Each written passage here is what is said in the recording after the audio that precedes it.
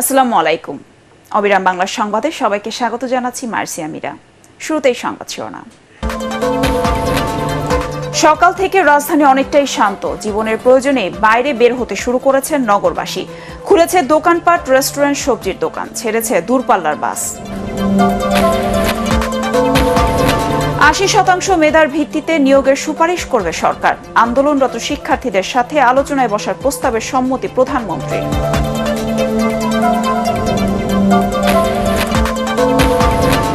এবং শিক্ষার্থীদের সমর্থনে বিকেলে সারা দেশে সমাবেশ ও মিছিলের ঘোষণা বিএনপির। অন্য কোনো পক্ষ তাদের উদ্দেশ্য হাসিল করতে পারে, সরকারকে এমন কোনো সিদ্ধান্ত না নেওয়ার আহ্বান জাপা নেতার। শুনছিলেন সংবাদ শিরোনাম, এবার বিস্তারিত। শিক্ষার্থীদের কমপ্লিট শাটডাউনের পর আজ রাজধানী অনেকটাই শান্ত। বৃহস্পতিবারের সংঘর্ষের চিহ্ন রাস্তাঘাটে এখনও ছড়িয়ে ছিটিয়ে পড়িয়ে থাকতে দেখা গেছে। তবে সেই বিভীষিকাময় পরিস্থিতি কাটিয়ে জীবনের প্রয়োজনে বাইরে বের হতে শুরু করেছেন নগরবাসী। খুলেছে দোকানপাট, রেস্টুরেন্ট, সবজির দোকান। পথের পাশের খোলা রেস্টুরেন্টগুলোতে ছিল ক্রেতাদের আনাগোনা। তবে রাস্তাঘাটে মানুষ চলাচল অন্যান্য সময়ের তুলনায় কিছুটা কম। গণপরিবহনও কম চলাচল করছে। বাস স্টপগুলোতে মানুষের দীর্ঘ সময় ধরে অপেক্ষা করতে দেখা গেছে। এদিকে আইন শৃঙ্খলা বাহিনীর গতিবিধিও খুব একটা দেখা যায়নি রাজধানীর সড়কগুলোতে। এদিকে মহাখালী বাস স্ট্যান্ড থেকে টাঙ্গাইল, জামালপুর, ময়মনসিংহ বিভিন্ন অঞ্চলের দূরপাল্লার কিছু বাস ছেড়ে গেছে।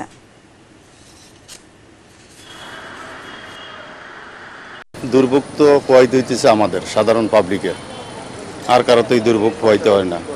সরকারের এখন করা উচিত একটাই, ছাত্র আন্দোলন যারা করতেছে তাদের সাথে আলোচনার মাধ্যমে এগুলি নিষ্পত্তি করা।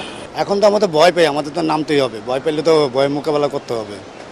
অনেক রুগীরা আছে, আছে, আমাদের নিতে হয়। তো আতঙ্ক তো একটু কাজ করবেই, দেশের যে অবস্থা। তারপরে অফিস আসতে হবে। মানবতা দৃষ্টিতে গাড়ি বের করছে, এই কারণে নিজেরও তো চলতে হবে, বাচ্চা কাচ্চা আছে, আর মানুষেরও কিছুটা উপকার হোক। একটা যাত্রীও পাইতেছি না। এই যে সকাল থেকে আমরা মানুষ তো আতঙ্ক আছে, দেশের এই অবস্থা, খুবই আমরা বিপদে আছি। সরকারি চাকরিতে ৮০% মেধার ভিত্তিতে নিয়োগের প্রস্তাব করা হবে বলে জানিয়েছেন আওয়ামী লীগের সাধারণ সম্পাদক ওবায়দুল কাদের। রাতে ধানমন্ডিতে আওয়ামী লীগ সভাপতির রাজনৈতিক কার্যালয়ে ব্রিফিংয়ে তিনি কথা জানান। ওবায়দুল কাদের বলেন, পরিস্থিতি নিয়ন্ত্রণে আরও কঠোর হতে নির্দেশনা দিয়েছেন প্রধানমন্ত্রী শেখ হাসিনা। শিক্ষার্থীদের আন্দোলনে ছাত্রদল ও শিবিরের কর্মীরা অনুপ্রবেশ করে হত্যার মেলায় মেতে উঠেছে বলে দাবি করেন তিনি। তাদের সন্ত্রাস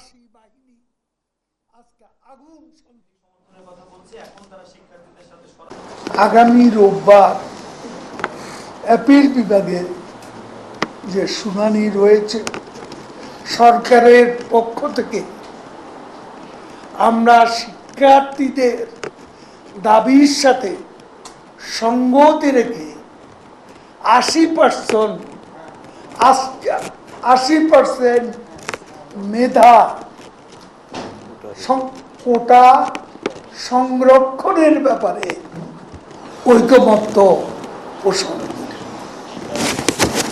এবং এ ব্যাপারে আমরাই অ্যাপিল বিভাগে প্রস্তাব রাখব সরকারের পক্ষ থেকে। কোটা সংস্কার দাবিতে আন্দোলনরত শিক্ষার্থীদের সাথে আলোচনার প্রস্তাবে সম্মতি দিয়েছেন প্রধানমন্ত্রী শেখ হাসিনা। গণভবনে প্রধানমন্ত্রীর সাথে বৈঠক শেষে সাংবাদিকদের একথা জানান আইনমন্ত্রী আনিসুল হক। তিনি জানান, শিক্ষার্থীরা যখন চাইবে তখনই আলোচনা হবে। বিস্তারিত আপেল মাহমুদের রিপোর্টে। প্রথম ও দ্বিতীয় শ্রেণীর সরকারি চাকরিতে কোটা বাতিলের দাবিতে শিক্ষার্থীদের চলমান আন্দোলনের প্রেক্ষিতে বুধবার জাতির উদ্দেশ্যে ভাষণ দেন প্রধানমন্ত্রী শেখ হাসিনা। একদিন পরেই সংকট সমাধানে সরকারের সাথে আলোচনায় বসার প্রস্তাব দেয় বৈষম্য বিরোধী ছাত্র আন্দোলনের নেতৃবৃন্দ। এমন পরিস্থিতিতে গণভবনে প্রধানমন্ত্রী শেখ হাসিনার সাথে বৈঠক করেন আইনমন্ত্রীর নেতৃত্বে একটি দল। এতে আন্দোলনকারীদের আলোচনার প্রস্তাবকে স্বাগত জানান সরকার প্রধান। প্রধানমন্ত্রীর সাথে বৈঠক শেষে জাতীয় সংসদ এলাকায় প্রেস ব্রিফিংয়ে এ বিষয়ে সরকারের অবস্থান তুলে ধরেন আইনমন্ত্রী আনিসুল হক। আমরা তাদের এই আলাপ আলোচনার প্রস্তাবে তাদেরকে স্বাগত জানাই। মাননীয় প্রধানমন্ত্রী তাদের এই প্রস্তাবকে অভিনন্দন জানিয়েছেন এবং তাদের এই প্রস্তাবের প্রেক্ষিতে মাননীয় প্রধানমন্ত্রী তাদের সাথে আলোচনা করার জন্য আমাকে মানে আইনমন্ত্রীকে এবং শিক্ষামন্ত্রী জনাব মহিবুল হাসান চৌধুরী এমপি তাকে দায়িত্ব দিয়েছেন। আমরা তাদের সাথে বসবো এবং আমরা এটাও বলতে চাই যে তারা যখনই বসতে রাজি হবে, এটা যদি আজকে হয় আজকেই আমরা বসতে রাজি আছি। এ সময় সহিংসতা বন্ধ করে আন্দোলন স্থগিত করার আহ্বানও জানান আইনমন্ত্রী। যেহেতু সরকার তাদের দিক বিবেচনা করে এই দাবিগুলিতে রাজি হয়েছেন, আমার মনে হয় আজকের থেকে আন্দোলন করার আর কোনো প্রয়োজন নাই। আদালতে মামলার শুনানি শুরু হলে কোটার বিরুদ্ধে সরকার পক্ষ সুনির্দিষ্ট প্রস্তাব দেবে বলেও জানান মন্ত্রী। আপেল মাহমুদ, এটিএন বাংলা, ঢাকা। কোটা বাতিলের পরিপত্র অবৈধ ঘোষণা করে হাইকোর্টের রায়ের বিরুদ্ধে লিভ টু আপিলের শুনানির জন্য আগামী রোববার দিন ধার্য করেছেন চেম্বার আদালত। আপিল বিভাগের পূর্ণাঙ্গ বেঞ্চে ওই দিন এই বিষয়ে শুনানি হবে। সন্ধ্যায় বিচারপতি এম ইনায়েতুর রহিমের বিশেষ চেম্বার জজ আদালত শুনানির জন্য এই দিন ধার্য করেন। এর আগে বিকেলে attorney general A M Aminuddin জানান, আগামী রোববার আদালতে সরকার পক্ষ থেকে আবেদন করা হবে। সরকার শিক্ষার্থীদের পক্ষে রয়েছে বলে উল্লেখ করেন তিনি। কোটা সংস্কার বিষয়ে দাবি মেনে নেওয়া সত্ত্বেও কেউ ধ্বংসাত্মক কার্যকলাপ করলে কঠোর ব্যবস্থা নেওয়ার হুঁশিয়ারি দিয়েছে স্বরাষ্ট্র মন্ত্রণালয় ও পুলিশ সদর দফতর। বিকেলে আলাদা প্রেস বিজ্ঞপ্তিতে একথা জানানো হয়। এতে উল্লেখ করা হয়, দাবি মেনে নেওয়ার পরেও সাধারণ ছাত্রছাত্রীদের ঢাল হিসেবে ব্যবহার করে দুর্বৃত্তরা সরকারি বেসরকারি স্থাপনা ও সাধারণ জনগণের উপর হামলা, ভাঙচুর, অগ্নিসংযোগ ও নির্যাতন চালিয়ে যাচ্ছে। এ পর্যন্ত আইন শৃঙ্খলা বাহিনী চরম ধৈর্যের পরিচয় দিয়েছে। তবে দুর্বৃত্তরা ধ্বংসাত্মক কার্যকলাপ অব্যাহত রাখলে তাদের বিরুদ্ধে আইন শৃঙ্খলা বাহিনী আইনের সর্বোচ্চ ব্যবহার করতে বাধ্য হবে।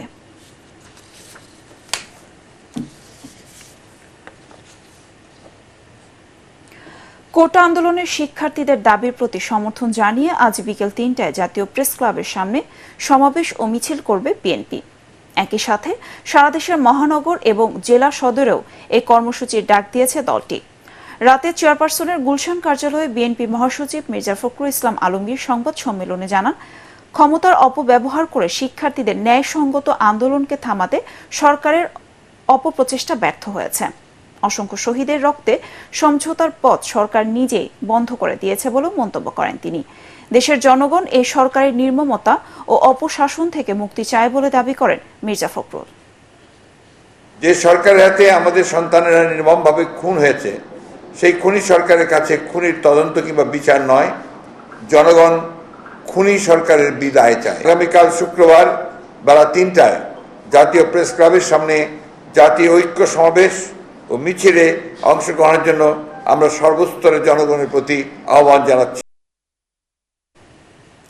সাধারণ ছাত্রদের কোটা আন্দোলন দমনে ছাত্রলীগ রাস্তায় নামায় পরিস্থিতি আরও ভয়াবহ হয়ে উঠেছে বলে দাবি করেছেন রওশনপন্থী জাতীয় পার্টির নির্বাহী চেয়ারম্যান কাজী ফিরোজ রশিদ। তাই অবিলম্বে ছাত্রলীগকে ঘরে ফিরিয়ে নেওয়ার আহ্বান জানান তিনি। ঢাকা রিপোর্টার্স ইউনিটিতে সংবাদ সম্মেলনে ফিরোজ রশিদ বলেন, একজন সাংবাদিকের উস্কানিমূলক এবং অযাচিত প্রশ্নের জন্য দেশে আজ এই ভয়াবহ পরিস্থিতি। ছাত্রদের আন্দোলনকে সমর্থন জানিয়ে আন্দোলনকারীদের উদ্দেশ্যে এই জাপা নেতা বলেন, এমন কোনো সিদ্ধান্ত নেওয়া যাবে না যাতে অন্য কোনো পক্ষ তাদের উদ্দেশ্য হাসিল করতে পারে। ছাত্রদের এই ন্যায্য দাবি, এই অহিংস আন্দোলনের সঙ্গে আমরা একাত্মতা প্রকাশ করছি। তাদেরকে আমরা অনুরোধ করব যে আপনারা এমন কোনো দিকে যাবেন না যাতে রাষ্ট্রের ক্ষতি হয়, দেশের ক্ষতি হয়, আপনার আমার সকলের ভবিষ্যৎ নষ্ট হয়, এমন কোনো আন্দোলনে যাবেন না। এখনো সময় আছে। আপনারা আশা করি একটি ন্যায্য প্রধানমন্ত্রী যে আশ্বাস দিয়েছেন, আমরা আশা করব যে আগামী 2-1 দিনের মধ্যে সুপ্রিম কোর্ট বসে আপনাদের আশা পূরণ করবে। নীতি সুধার বাড়িয়ে আবারও সংকোচনমূলক মুদ্রানীতি ঘোষণা করেছে কেন্দ্রীয় ব্যাংক। প্রথমবারের মতো সংবাদ সম্মেলন না করে বাংলাদেশ ব্যাংকের ওয়েবসাইটে আগামী 6 মাসের জন্য নতুন আর্থিক নীতি প্রকাশ করা হয়েছে। চড়া মূল্যস্ফীতি নিয়ন্ত্রণে রাজস্ব নীতির সঙ্গে সমন্বয় করে নতুন নিয়মে স্মার্ট পদ্ধতির সুদহার নির্ধারণের ভিত্তি ধরা হয়েছে। 2024-25 অর্থ বছরের প্রথম মুদ্রানীতিতে নীতি সুদহার বৃদ্ধি, কলিং পেগ এবং খেলাপি ঋণ কমানোর নির্দেশনা দিয়েছে কেন্দ্রীয় ব্যাংক। এপ্রিলে সুদ হার বাজার ভিত্তিক করা হয়। এতে কোনো কোনো ব্যাংকের সুদের হার 18 ভাগের কাছাকাছি চলে যায়। সেই হিসাবে নতুন মুদ্রানীতিতে এই ধারা অব্যাহত থাকছে। এবার পার্টেক্স খেলার খবর।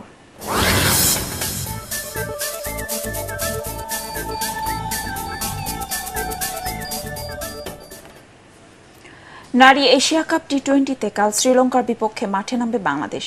আগামী অক্টোবরে ঘরের মাঠে টি-20 বিশ্বকাপের প্রস্তুতিতে চোখ রেখে এই টুর্নামেন্ট খেলতে নামছে টাইগ্রেসরা।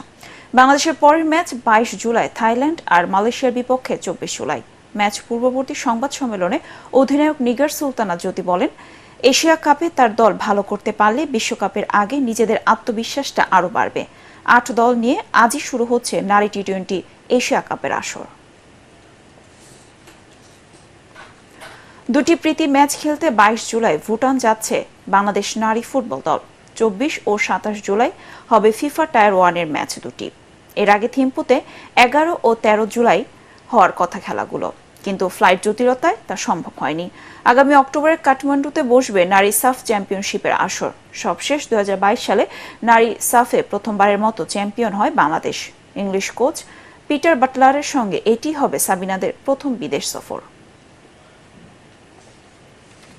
শেষ করার আগে সংবাদ শিরোনাম আরেকবার। সকাল থেকে রাজধানী অনেকটাই শান্ত। জীবনের প্রয়োজনেই বাইরে বের হতে শুরু করেছেন নগরবাসী। খুলেছে দোকানপাট, রেস্টুরেন্ট, সবজির দোকান, ছেড়েছে দূরপাল্লার বাস। 80% মেধার ভিত্তিতে নিয়োগের সুপারিশ করবে সরকার। আন্দোলনরত শিক্ষার্থীদের সাথে আলোচনায় বসার প্রস্তাবে সম্মতি প্রধানমন্ত্রী।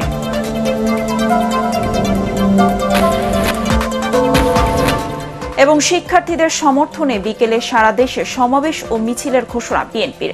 অন্য কোনো পক্ষ তাদের উদ্দেশ্য হাসিল করতে পারে, সরকারকে এমন কোনো সিদ্ধান্ত না নেওয়ার আহ্বান জাপা নেতার। পরবর্তী সংবাদ দেখার আমন্ত্রণ জানিয়ে এখনকার মতো শেষ করছি। এটিএন বাংলা সংবাদ ইউটিউবে দেখতে ব্রাউজ করুন youtube/ATN বাংলা নিউজ। ধন্যবাদ সবাইকে।